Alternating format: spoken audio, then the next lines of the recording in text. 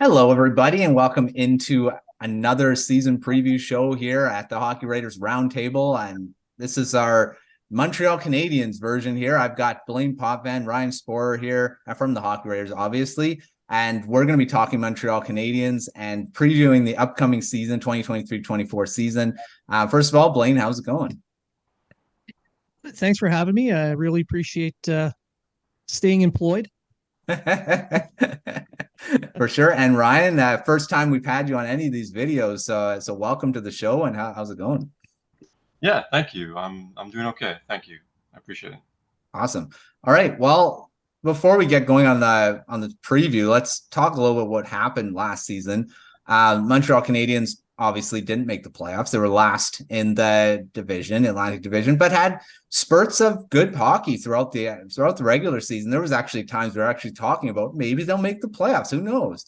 But then ended up being that they kind of fell into the same type of, but they still kind of progressed. They had some good performances from different rookies. Slafkovsky made the lineup, had a pretty good season before he got hurt.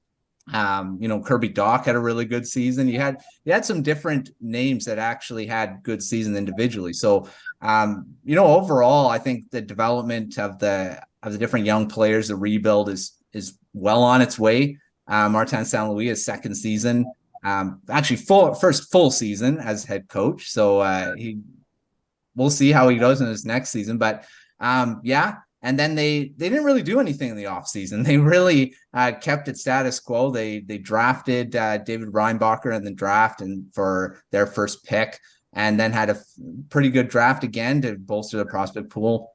And so, I mean, the future's bright in Montreal. So let's get started with the offense and talk about the only real new addition that's going to be playing. I most likely will be making the lineup. And Alex Newhook. And we'll start with you, Ryan. What do you think first of all, what do you think about him being added to the team? And what will he bring to the lineup for this very young Canadiens team? I think he brings a talent. I think he's a speedy forward, and I think he's a welcome addition. His acquisition was not without controversy in the sense that the Canadiens gave up two relatively high draft picks to get him.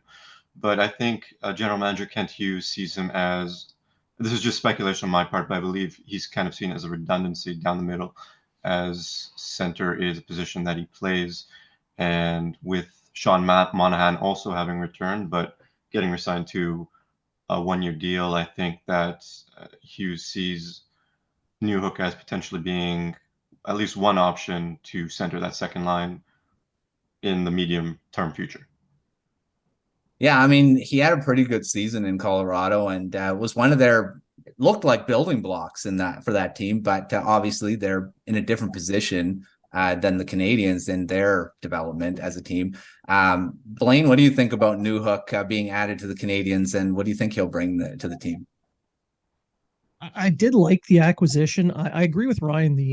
The price that was paid is going to raise some eyebrows. It sure did the day it happened. First and a second is a pretty hefty price to pay when they're fairly high picks. But for a player like this, someone who's just coming off his entry level deal, who has the top six upside that he has, especially with the speed that he plays at, that's going to be a very important factor for the Canadiens. I don't think it hurt the fact that Hughes was his agent when Hughes was still an agent. So he knows the player, he knows his character, he knows what he can bring skill wise. And the fact that he's going to be a very good fit with the Habs, I think works. And I agree with Ryan in that he's an option at center, but I don't think he's really the player they want to play center. He's there again, like he mentioned, as a backup option, but he's going to be, in my opinion, he's going to be a top six winger. Yeah, so he most likely, I mean, on daily faceoff in their projected lineup, they've got him on the wing. Christian Dvorak centering the second line. But so let's before we dive into the actual forward group here, there is another guy they acquired, Lias Andersson. Blain, will keep it with you. What do you think about him? I mean, project. I mean, he hasn't really worked out in the NHL yet. What do you think about him being added? He's the new Dennis Gurianov. He's the guy that they they keep as a flyer, someone who, if he hits, great. If he doesn't, oh well, it's a 1-year deal. And at worst, he'll go down to the AHL and provide some veteran leadership for them. He's coming off an amazing season with the Ontario Reign last year, and Laval could seriously use that offensive touch that he brings at the AHL level. So it's really a calculated risk to bring in a guy that Gorton picked in a top 10 pick with the Rangers. Mm-hmm. Yeah, Ryan, what do you think about Andersson? Upside? I mean, he's an older, I don't know, he's not a prospect anymore, really. But 24 years old, he still has a bit, he's kind of entering his prime. Do you think he could kind of hit with the Canadiens and kind of get something for nothing, really?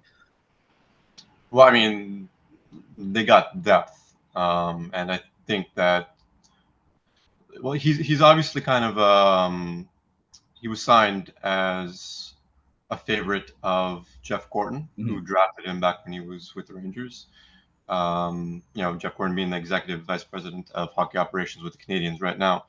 And obviously, Andersson hasn't panned out as an NHL forward up to this point. And considering the fact that I believe he signed a two-way deal, I don't see him as being in line for a roster spot out of training camp if everything shakes out the way it's intended to. Like Lias said, I think he should be more of a mainstay in the AHL with the Laval Rocket. And, it doesn't really hurt to have him. He's just, more depth down the middle or on the wing. And, it's kind of one of those weird situations where if he pans out, something has gone terribly wrong. But, yeah, like it doesn't, like it's a good thing to have him in the organization, and I'll leave it at that. Well, like I said, I mean, 24 years old, and if he just is in the AHL, but is a good guy for them, because I mean they need scoring too. I mean, you need the AHL team to be good. 31 goals last season, so that was a career high by a lot. I mean, his last career high was 6 goals, and he really hadn't had a lot of AHL time. That's his career high even in AHL games. He had played 67 games. His previous high was 15. So I mean, 42 games in the NHL is his career high in the NHL. But yeah, we'll see what happens with him. I don't know if he's going to be much of a needle mover in the NHL at all, but because they have a lot of young guys that are going to be playing up in the forward group. Let's get there. Let's go there now. And I mean, obviously led by Cole Caulfield, Nick Suzuki up front on the top line again. They're the de facto leaders up there. So I mean, let's go through and just, Blain, we'll start with you. Any storylines you kind of want to talk about in this forward group that are going to this season? Any burning questions you got? Training camp battles, whatever you want to kind of talk about for this group. Well, I'm going to throw a grenade into this whole pit right now and say that one question that I have that going into this is, will they keep Suzuki and Caulfield together? There's serious doubt in my mind that sure they might start the season, but with all the other players that they have and the skills they bring, I can see these two being split up. Mm-hmm. Yeah, that would be, I mean, it would spread the offense out a bit. I mean, you're putting, you either have Suzuki and then, I mean, Caulfield will then have to be with obviously a lesser centerman playing with them. But I think his ability to shoot the puck, I don't know if he really needs it. He just has, and he's so quick too. So yeah, that'd be an interesting thing to kind of see. Ryan, what about you? I do see him. Go ahead. I do see him with Doc. I do see him with Doc on that second line. Yeah, or first line. Whatever you want to call it. Whatever you want to call it, 1A, 1B. Yeah, Kirby Dach at center is another interesting thing. In Chicago, they was kind of going back as well. It's not very good on faceoffs, and I think that's his biggest thing. He's still got to develop in the NHL. Otherwise, I mean, line won't ever have the puck. So I mean, he's got to develop that skill for sure. So Ryan, what do you think about this forward group? Any questions you got? Any players you kind of want to highlight? The floor is yours. Well, actually, Doc is at center is kind of my big question mark in the sense that, well, I'll just go off. I'll just kind of disagree respectfully with what Blain suggested. I don't see Caulfield and Suzuki being split up. I think it's going to be more a search for, that complementary winger, and Doc is the player that showed the most chemistry with those two last year, before Sean Monahan got injured in December, a season-ending injury. Monahan had been, acquired just primarily for that first-round pick that the Canadiens got from the Calgary Flames, and no one knew what to expect from him. Mm-hmm. And just prior to that acquisition, the Canadiens had obviously acquired Doc at the draft back in 2022, and he was literally acquired specifically to play that second-line center position. But Monahan ended up winning it for all intents and purposes, got injured, and then Doc was thrown into that position because of the injury situation. And, face-off taking ability notwithstanding, he flourished for all intents and purposes. So it's going to be interesting to see what the Canadiens do, because they obviously went out and re-signed Monahan. And if the two players are, deployed in the fashion in which they were most successful last year, they're going to put Monahan back at center and Doc back on the wing, because I think Doc is really the only real option to play on that line with Caulfield and Suzuki. Andersson is an option, but the three of them never really showed much chemistry. So I think it's Doc on that top line, Monahan on that second line at center. Yeah, Monahan being re-signed was interesting, because a lot of people weren't sure that was going to happen, right? And he was very effective. You basically got him for nothing, and he was actually a really good player for the Canadiens. So we'll see what he does this season for sure. For me, Slafkovsky's the one that I'm going to be watching again. I mean, he had a really good rookie season before he got hurt, but we'll see what he does in this next season. I mean, you know what? He's ridiculously young still. I mean, he's got so much potential in the NHL, and we'll see what type of development he gets. Hopefully plays a full season this year too, and kind of develops a bit. But yeah, I'm going to be watching him in the forward group and see where he goes. I mean, right now he's projected to be on the third line, but with Newhook coming in. So, I mean, I think that may be better for him to be lower in the lineup and face maybe some lesser defenders and stuff like that, but we'll see how it all shakes out, because I really like Slafkovsky's game, so I hope he plays the whole year and does well. I think we all do. He's not a rookie anymore, unfortunately, right? I think he's played too many games, so wouldn't be that Calder thing. I believe he played 39 games last year, so I think he's no longer eligible. Yeah. All right, well, we'll see. Obviously, it's going to be led by those two guys we talked about, Caulfield and Suzuki again, and they'll probably be leading the team in goals, points, and all that. But who knows? We'll see. We have some quick fire questions later on. We can answer that. All right, moving on to the defense, which didn't have any real changes. They reacquired Jeff Petrie and then traded him away. So really, that he didn't really do. He's not being added at all. He was there and gone. But again, led by Mike Matheson, David Savard up front on the veteran guys. But, Arbor Xhekaj, Caden Gooley, I argue they're probably the leading guys now. I mean, so let's move on that. Ryan, what do you think about the defense going in? Anything that could change from last season? Anyone that kind of could push their way into the lineup that didn't play last year?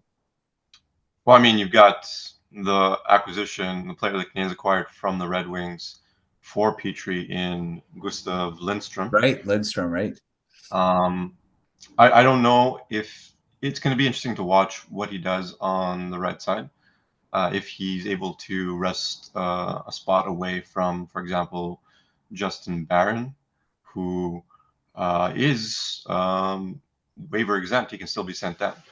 So it remains to be seen how the Canadiens play that situation, because I think Barron had been on the path of earning a permanent spot last year, and now this trade kind of throws a wrench into that.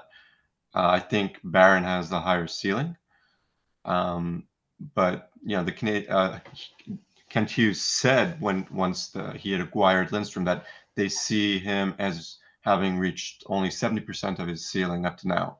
So it shows that maybe they have faith in him. Like they don't see him purely as a depth option. So it's going to be interesting. Yeah, that's going to be interesting. Gustav Lindstrom, I don't know why he slipped my mind. He was the one that was acquired for Jeff Petrie.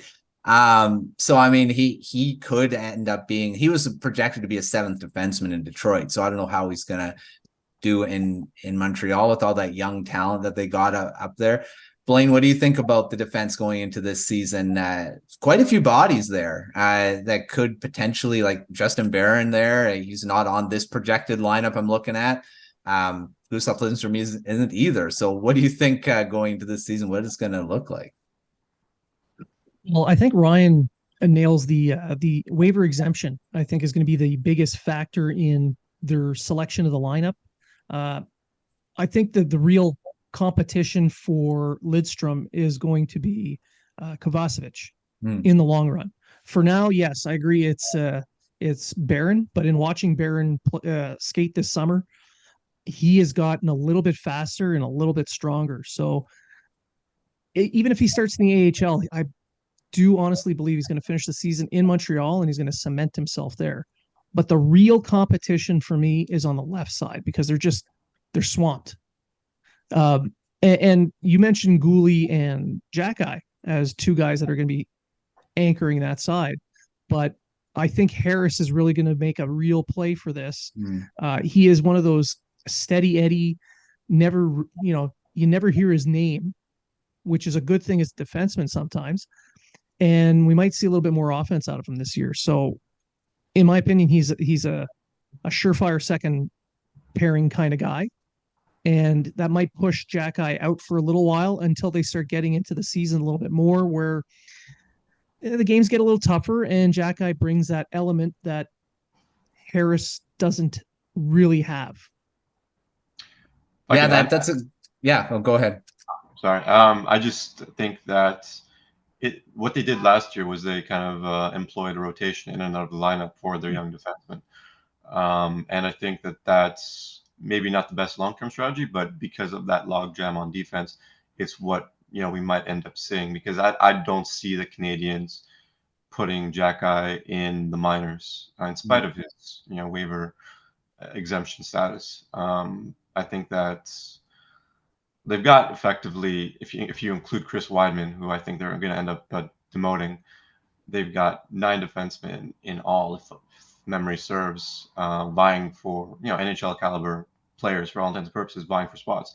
So yeah, and it's going to be interesting. Like I keep saying it's going to be interesting, but there's a lot of intrigue heading into training camp. It seems like the defense is one we're gonna have to be watching because the forward group, I mean, there could be some movement in their third and fourth lines maybe, but I think their defense is going to be interesting to see who wins those spots. And like you say, with the waivers and all that, and if there's going to be any moves, any trades too of some of these guys. So it is going to be interesting. That's a good word to go. So interesting, intriguing, whatever word you want to choose. All right, well, let's move to the goaltending, which was some more intriguing. And, now that they've added Casey DeSmith to that trio, got Jake Allen, DeSmith now, and Montembeault, and then Caden Primo in the minors. So basically 4 guys. I don't know if Primo's going to have any chance of cracking it, but Blaine, what do you think about this? Is Casey DeSmith a guy that they're just going to trade? Because there was some speculation that we're just going to flip him after that. Hasn't happened.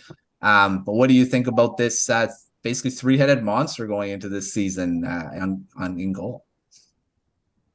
Well, the news out of Montreal right now is that DeSmith is the odd man out, that Hughes is really trying to move out of town. He wants to give him that certainty of where he's going to play next year, just like he did with Petrie. So I do expect to see him move before anybody else. As for Primo, he had a really difficult year last year, and I don't really blame him all for that. I mean, yeah, he had some bad moments, but I don't think he was really ready. And the fact that everybody else was hurt, forcing him in, didn't do him any favors. So I think they hurt his development in the long run. And if he can clear waivers and play in the AHL full time this year, that would help him. That's I mean, I don't know what, again, it's so interesting to see after training camps with waivers. Like, can you sneak guys through waivers? I don't know. Like with Primo, they may be able to, depending on how everyone else kind of looks in goal, but that's going to be interesting. Ryan, what do you think about this goaltending situation? Like, looks like DeSmith may be out, so he may not even be part of this discussion during the regular season. But what do you think about the goaltending going into this season? I think Samuel Montembeault is the #1 goalie. I think that's the only thing that we know with reasonable certainty. I think it's the likeliest option that Jake Allen backs him up, but I think DeSmith, yeah, I mean, if you put your ear to the ground, you're hearing that the Canadiens are trying to move him, but I think DeSmith is a superior goalie to Allen, especially if you take their 2 contracts into consideration. If Allen is indeed the backup, and let's call a spade, he's worse than Montembeault. You're paying him $3.85 million, I think, as a cap hit, to be a backup, and that's less than ideal. So the thing is, you can't really trade that contract either because it's so less than ideal for a backup. Yeah. So what do you do? If I had my way, and I obviously don't, I would demote Jake Allen to the AHL and have him mentor Jakub Dobesh, who's their heir apparent.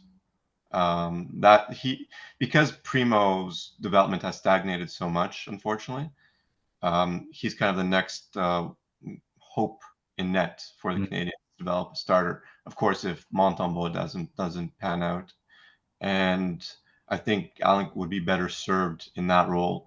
And you're probably going to lose one of DeSmith or Primo via trade or waivers. Before DeSmith was acquired, I hoped that maybe the Canadiens would demote Allen and promote Primo. Now that DeSmith has been acquired, I don't know. It's like I say, threw a wrench in there. That's gonna be a big storyline, I think, going into training camp, is how they're gonna kind of work with this, because Jake Allen, based on salary, he's the starter, but he's not really.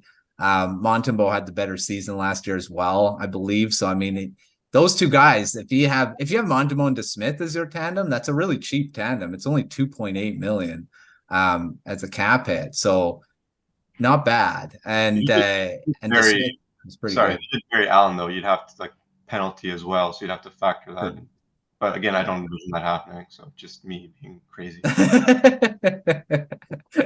Well, yeah, that's true. That there would be that penalty as well. So yeah, I mean, his contract goes till 2025-26, which are kind of, it's hard when you're a rebuilding team. You got that type of a contract on the books. It's not massive, but it still makes things difficult.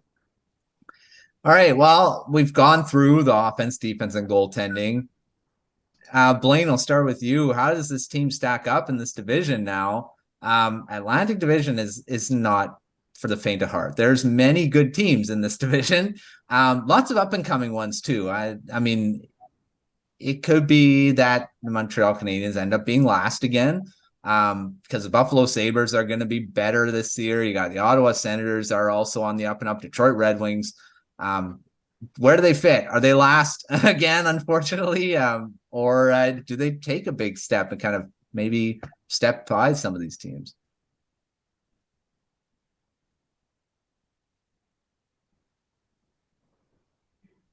Blaine, I can't hear you. Yeah, we lost some. Oh, my apologies. Okay.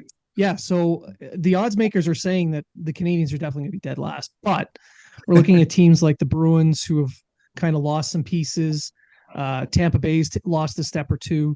Toronto, we're not sure what's going on there. I agree, Buffalo looks like they should be a little bit better, but I see Montreal being able to steal a few points here and there, and they might be in the mix for, say, 5th. It's not bad. It's better than 8th. Ryan, what do you think? Yeah. Do they take a step forward? I mean, obviously everyone would probably want them to get another really good draft pick, but you got to take a step forward sometime. I mean, I thought I was optimistic, but 5th, wow. I said maybe. Maybe. I can't go that high. I think they're gonna, because I don't think Boston is going to fall off a cliff after the record-setting season, although they will obviously be worse. And I think Toronto's going to make another run at it because this is, I believe, Austin Matthews' last season under contract. Yeah. And William Nylander too, if memory serves. Tampa Bay, I think that the long offseason will do them wonders. And then you've got all those teams above the Canadiens who were, again, who they themselves are on the verge of taking that next step. I see the Canadiens as, yes, being better. I'm significantly so because, after their last place season, they gained, I believe, 13 points in the standings to 68 points last season. So I don't think it's outside the realm of possibility that they, fall to within 80, 85 points. And I think that they're going to end up placing 7th. I do believe they're going to be in the mix at the trade deadline to the point where you're not really certain if they're going to be buyers or sellers, but ultimately common sense will win out and they will be sellers and miss the playoffs. Yeah, I mean, like I say, the Atlantic is still tough. I mean, Boston's going to take a step back. They lost their top 2 centermen. I mean, and they haven't really replaced them at all. So I mean, they're going to take a step back. But I said that last season with all the injuries, that didn't happen. So you were wrong. I was totally wrong, way off. But yeah, we'll see what are these big powers. There's going to be, I've said in the past that there's going to be a change in the guard at one point where all these teams like Buffalo, Ottawa, Detroit, Montreal are just going to flip, and all of Florida, Tampa, Toronto, and Boston are going to be at the bottom because their prospect pools, all those teams aren't very strong. So I mean, I think there's going to be, but obviously I don't think this season, but it's going to be soon. All right, let's move to our quick fire round. And these are all pretty quick questions. A little bit of explanation, not just the player, but really quick. Let's start with our first one. Blaine, will start with you. Pick 1 or 2 breakout stars this season. I'm going to go out on a limb and say Cole Caulfield, who's finally going to break the 40 goal mark. I know it's tricky. Ooh. But no, I see Caulfield being able to break that 40 goal mark. But for the other one, I would probably say Goalie. We're going to see a little bit more offense out of him, and he'll solidify himself as a true top 4 defenseman. I like that. Goalie had a really good season and I don't think anyone anticipated him to take that big of a step last season. So I think, yeah, I definitely agree with that. Ryan, what do you think? Breakout stars. I was going to take Caulfield because I agree. I think he's ready to become, a 40 goal scorer, if not more. But I'll say Doc because I believe he only scored like 38 points, but had he played an entire season, he would have been on pace for over 50. And I think he's going to get that time on the top line to the point where he'll eclipse 60 and establish himself as, I think he's already seen as a member of the core, but he's definitely going to make a few Blackhawks fans rue the day that they ever traded him. I mean, Connor Bedard softens the blow a lot, but yeah. I mean, Doc had a high ceiling. I think he still does. I do agree. I think he still has some major upside in the NHL. Very young still. All right, let's go to the other side. Blaine, bounce back. Who needs to bounce back this season? There's so many.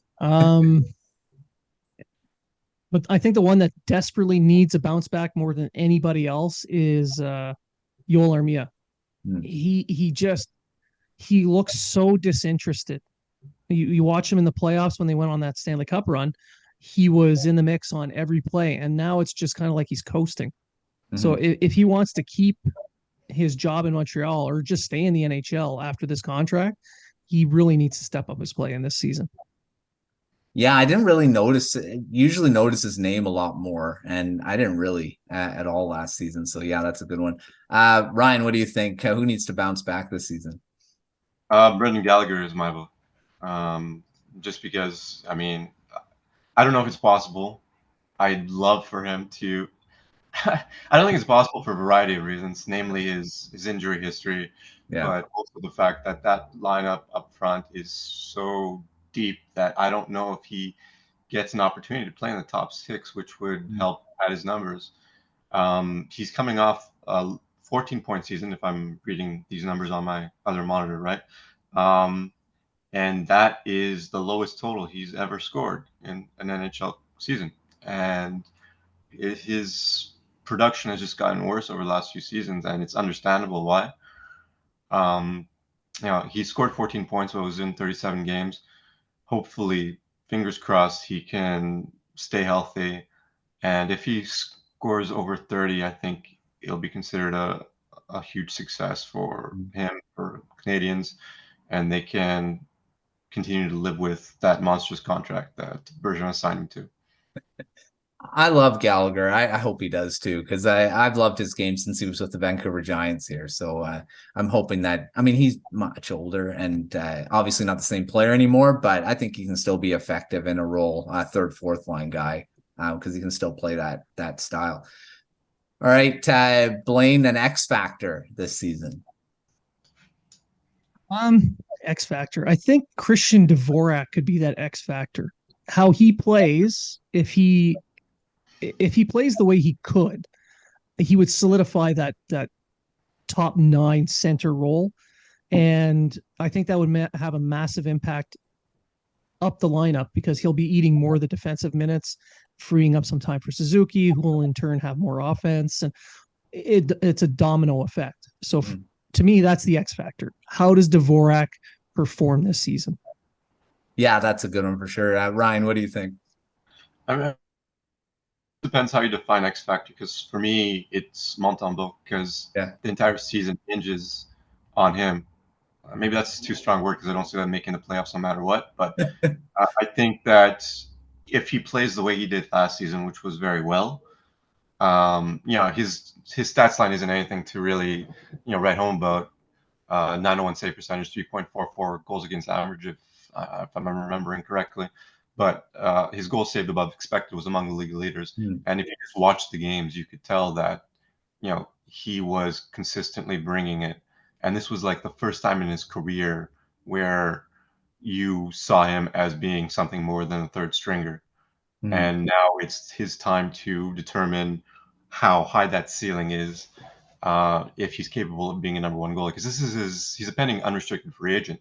Yeah. So he still needs to be re-signed, and he's playing for a contract. So it's going to be an interesting dynamic. And I don't know how it's going to go. I don't know if last year was a flash in the pan. I don't know if it was a step towards something greater for him. I don't know if he's going to regress. But all that having been said, it's clear that he's going to be given the chance to see what he can do, because Canadians can't have it any other way. They need to know, because do they resign him? Do they not? Yeah. And how much too, because he's only on $1 million right now. So obviously going to probably be more, but that's going to be interesting to watch for sure. All right, let's move to some young guys. We'll stay with you with this, Ryan. A rookie or a prospect that could surprise and make the roster of training camp no one's expecting. Yeah, I'm going to say Sean Farrell. Kind of going off the board because, again, no one is expecting him because of that logjam up front. But he did get in games with Canadiens last season after having left NCAA, and I think it was more so just to give him the experience. And many kind of felt like he was underwhelming, and I can't really disagree. But you can't really dismiss his collegiate career, and I think that he's going to use that training camp as kind of, I don't think, but I think he has the potential to use training camp as a launching pad to securing a roster spot, because he has all the tools. Yeah, I love Sean Farrell, so I like that answer. Blaine, what do you think? I think if we're going for a surprise, I would say Owen Beck. The last training camp, he showed up without a contract and he stayed to the last day, earned his deal, earned a game, looked amazing all year long. I think he could win a spot but I don't think he would stick, because in the long run, he'd be better served to play in junior one more year, play in the World Juniors one more time.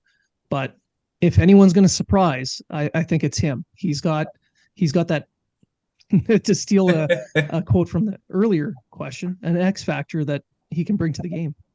Yeah, I think he's, I mean, probably not good. I mean, I don't know if it's bad for his development if he does, but if he looks like he's ready, why not? But yeah, I think better served he does just playing junior again, get that extra experience, but who knows? He could do it. All right, I threw this in that I don't know if you guys saw this extra one, but Blaine, I'll start with you. Prospect to watch that is not in the NHL or outside the NHL. So AHL, OHL, whatever. Can't pick Owen Beck because you just did. Damn. Cedric Guindon. I think that's someone that we should really keep an eye on. That's watching him last year. He took a massive step forward in his game, in both directions, forward, offense and defense. And this year he's in that final year of the Canadiens being able to sign him before going back in the draft. So he wants to win that contract. So I really want to see what he does with that pressure on him, because he responded well last year, and I want to see what happens this year. Nice. All right, Ryan, what do you think? Prospect to watch outside? I don't know why I said outside the NHL, because obviously they're outside the NHL, but just a prospect to watch. David Reinbacher. I think that's the only way to get me. It's for the second straight year the Canadiens made a controversial selection with their first round pick. And I think there's going to be he's going to face a lot of scrutiny in terms of how he plays in his D+1 year. And Canadiens fans, I think they should be pulling for him, because, the Canadiens drafted for need, in my opinion, by going with him. So there is a need, and a need that he potentially fills if he's seen as kind of the safe, top four defenseman. But, he does have the potential for, eliteness.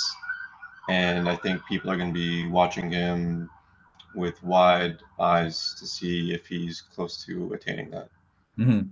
Yeah, Reinbacher's going to be interesting to see how he does. I mean, he's having another season, most likely, in Europe. And with that really good Swiss league, I think he's going to get a lot of opportunity again there. Okay, this is a quick one. Blaine, who will lead the team in scoring on forwards and defense? Points or goals? Because Caulfield is the hands down winner in the goal side. In goals, for sure. Yeah, we can go both. Yeah. Well, points wise, I think Suzuki is going to lead the way again. All right, Ryan, what do you think? Same thing, or you got someone else kind of surprising and doing it? I'd like to be contrarian and say Armia, but I don't think that's going to fly. I'll go with Suzuki. That's an easy answer for sure. All right. Fast forward to the trade deadline, or around the trade deadline. Ryan, who do you think is going to be traded? Oh, at the trade deadline. Or around it, before the trade deadline. Well, I think DeSmith is going to be traded away before the deadline. Yeah. I think that Sean Monahan is on everyone's minds as going at the trade line or close to it.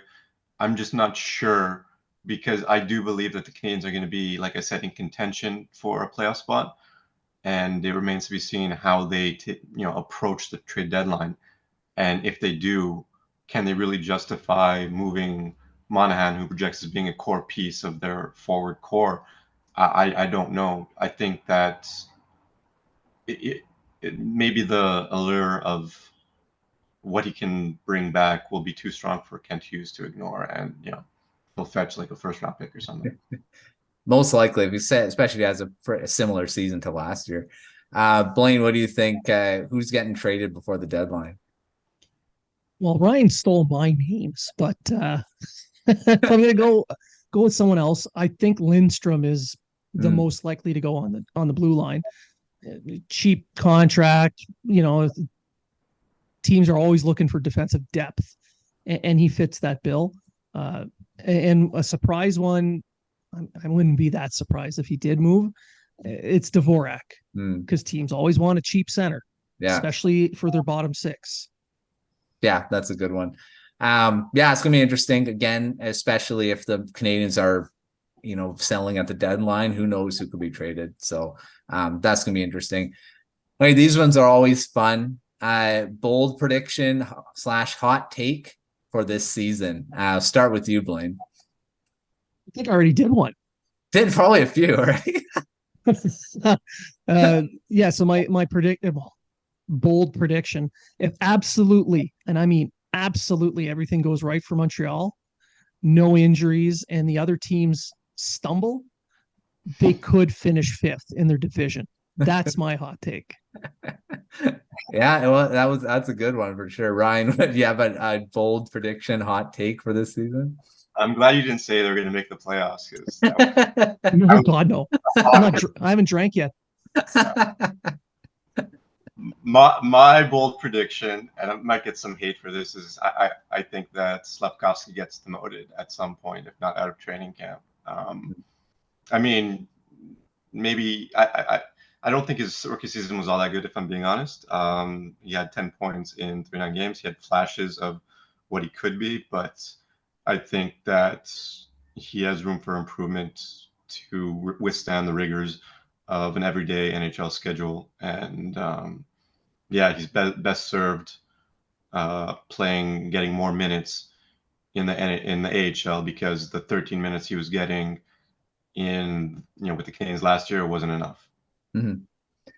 Yeah, that's an interesting one. I mean, maybe better for his development if he's not playing a lot in the NHL to get that time. So, yeah, could definitely happen for sure. All right, let's finish this show off. We already kind of predicted where they are in the standings, so I added this question in. Ryan, what would constitute a successful season for the Canadiens? I mean, is it finishing higher than they did last year? Is it just more development for the prospects? What do you think? What would be a success? What would you call this a success at the end of this season? Because they're in a weird position where whatever they do, they're kind of in a good place. If they make the playoffs, wow, not going to happen. But if they do, holy mother of God, that yeah, right. Everyone's going to be ecstatic. If they just miss the playoffs, I think that's what some people are expecting. They'll be on track with their rebuild, and everything will be okay, even though they'll end up in no man's land with regard to the draft. And if everything goes off the rails, they'll be getting another high draft pick, and so whatever they do, they're golden for all intents and purposes. So I'll just say a successful season is a healthy season. Yeah, that's a good one. That's a good one for sure. Blaine, what do you think? What would make this a successful season for the Canadiens? They can find that star from Mario Brothers so they can be invincible. That'd be great. Nobody get hurt. But for a successful season, I think it's kind of along the lines of what Ryan was talking about, and that's they're playing with house money, so they can do whatever they want. It's giving larger roles to the younger players as often as possible. Whether it gives them a win or not, that doesn't matter to me. How they perform during those opportunities, and the more they're given, for me, that's a success. If they can improve their players, develop these young guys, because this is what the goal is, that would be a success. Because no matter what happens, I still figure the Canadiens are going to be somewhere between 8 and 13 at the draft. So high pick, everybody gets extra ice time, less injuries. Yeehaw. You're gonna get a really good defenseman in that 8 to 13 spot too, and so many good defenders in this 2024 draft coming up. So if you need defense, this is the draft to do it.